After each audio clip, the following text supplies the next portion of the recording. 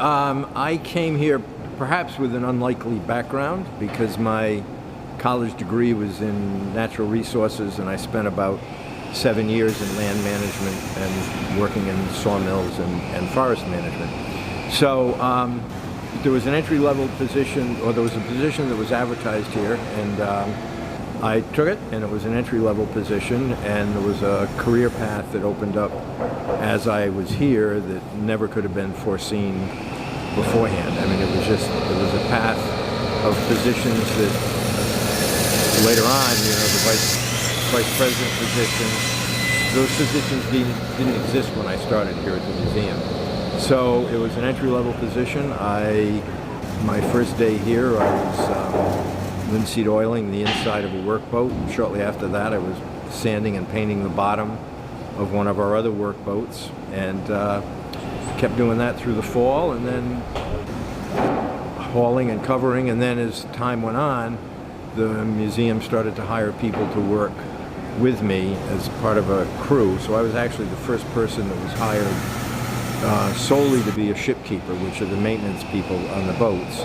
And I did that, and the crew was hired that worked with me. And a few years later, when the department director retired, I was asked to be the department director. So at that point, I became the director of the Henry B. DuPont Preservation Shipyard.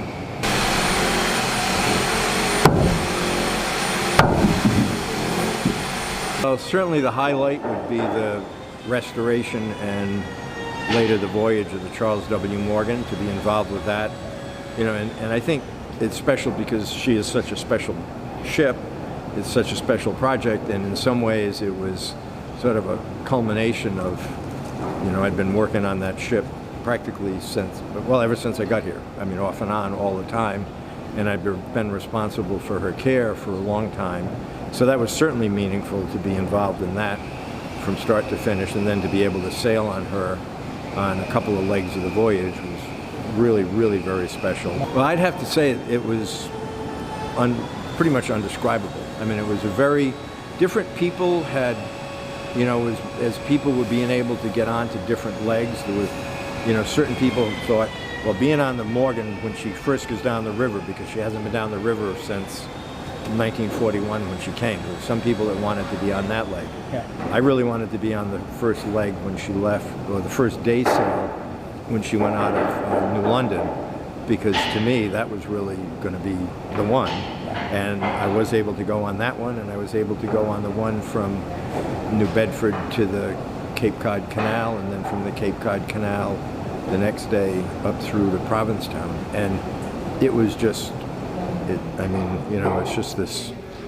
nobody's never done this, but, she hadn't come out of New Bedford in 80 years or more, and so it was all, I think for anybody that was involved, it was a really, really special moment, because people realized that they were part of something that hadn't happened in a long time, with a vessel that has been very well cared for a long time. Her first sail, for all practical purposes, when she left the dock under sail for the first time in New London, they had a tug, that she was on a tug, but it was with a slack line, and they actually sailed off the dock that first Saturday morning. And that was just, that goosebumps, maybe not tears, but certainly goosebumps to be, part of that. And the fact that, New London had been a whaling city, and there had been ships that had probably left from that very spot.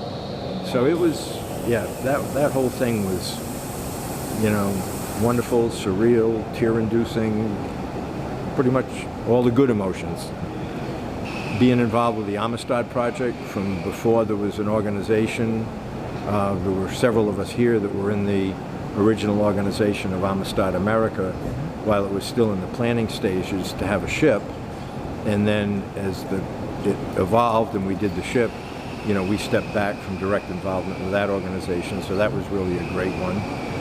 The acquisition of Rowan, which is our Eastern Rig dragger, the acquisition, restoration, and that's really a great project. And she's actually, operates as a representative of the museum She's been to Cape May, New Jersey. She's been to Menemsha, and she was on the whole Morgan voyage as part of, she was a support vessel for the Morgan during that voyage. So it's been a great lot of really varying projects. So we have an 8-month-old grandson that's lives with his parents in Portsmouth, New Hampshire, and our son and his wife live in Manhattan. And so we'll be able to spend a little bit more time easily traveling down there, to or up either way. And we have a boat that we've had for a couple of years now, and our goal is to have it in the water ready to go a lot sooner than it was last year. It was the middle of July. Work gets in the way of a lot of things, so it was the middle to the end of July before we had the boat in the water and were able to use it. And then in the fall, start to figure out what, the next chapter will be. So, take a vacation. My wife retired from the Stonington school system as a speech therapist 9 or 10 years ago, and then she was at Conn College in their children's program, and she did consulting work, and she was out at Fisher's Island. So she went into full retirement this fall, and so it's just going to be off onto the next big adventure.